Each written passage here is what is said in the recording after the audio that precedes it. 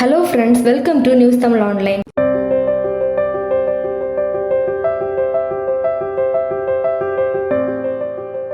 இந்தியாவுக்கும் பாகிஸ்தானுக்கும் இடையிலான பதற்றம் காரணமா ஐபிஎல் போட்டி பாதியில நிறுத்தப்பட்டிருந்தது. ஆனா இப்போ பிசிசிஐ என்ன சொல்லிருக்காங்கன்னா, மீதம் இருக்கிற போட்டிகள் எல்லாம் நம்ம நாட்டுல இருக்கிற 6 முக்கியமான நகரங்கள்ல நடக்கும்னு அறிவிச்சிருக்காங்க. புதுசா டைம் டேபிளும் போட்டிருக்காங்க. அதுபடி பார்த்தா இறுதி போட்டி ஜூன் மாசம் 3ஆம் தேதி நடக்கும்னு சொல்லியிருக்காங்க. சனிக்கிழமையில இருந்து போட்டிகள் ஆரம்பிக்க போற அந்த 6 நகரங்கள் எது எதுன்னு இன்னும் சொல்லல. ஆனா ஐபிஎல் தொடர் பாதியில நின்னதும் ஆஸ்திரேலியா, இங்கிலாந்து வீரர்கள் எல்லாம் அவங்க நாட்டுக்கு போயிட்டாங்க. அவங்க திரும்பி வருவாங்களான்னு இன்னும் தெரியல. பிசிசிஐ வெளியிட்ட அறிக்கையில என்ன சொல்லிருக்காங்கன்னா, நம்ம அரசாங்கம், பாதுகாப்பு அதிகாரிகள் இந்த தொடர்ல பங்கு பெற்ற எல்லாரோடவும் ரொம்ப நேரம் ஆலோசனை பண்ணதுக்கு அப்புறம் தான் மீதி இருக்கிற போட்டிகளை நடத்தலாம்னு முடிவு பண்ணோம்னு சொல்லிருக்காங்க. மொத்தம் இன்னும் 17 போட்டிகள் இருக்குமாம். அது மே மாசம் 17ஆம் தேதியில ஆரம்பிச்சு ஜூன் மாசம் 3ஆம் தேதி இறுதி போட்டி வரைக்கும் இந்த 6 இடங்கள்ல நடக்கும்னு பிசிசிஐ சொல்லிருக்காங்க. பிளே ஆஃப் சுற்றுக்கான டைம் டேபிளையும் அவங்க சொல்லிட்டாங்க. மே 29ஆம் தேதி குவாலிஃபயர் 1, மே 30ஆம் தேதி எலிமினேட்டர் போட்டியும் நடக்கும்.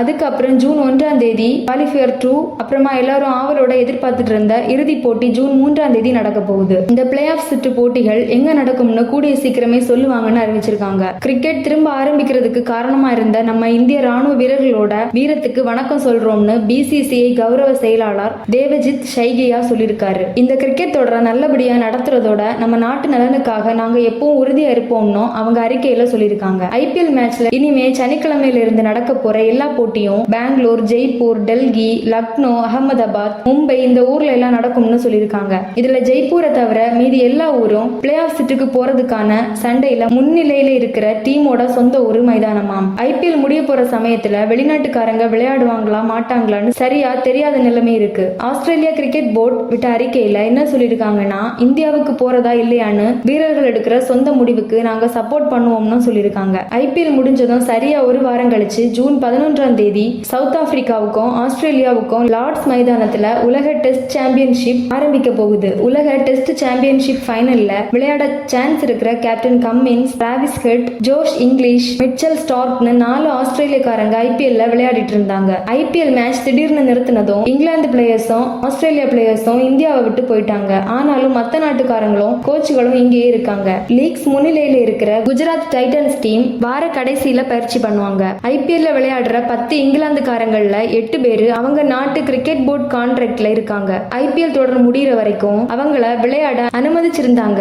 ஆனா இப்போ புதுசா போட்ட டைம் டேபிள் படி ஐபிஎல் ஃபைனல் ஜூன் 3ஆம் தேதிக்கு தள்ளி போயிடுச்சு. அதே நேரத்துல மே 29ஆம் தேதி ஆரம்பிக்கிற வெஸ்ட் இண்டீஸுக்கு எதிரான 3 T20 ஒரு நாள் மேட்ச்ல விளையாட அவங்கள திரும்ப வர சொல்லுவாங்களான்னு இன்னும் முடிவு பண்ணல.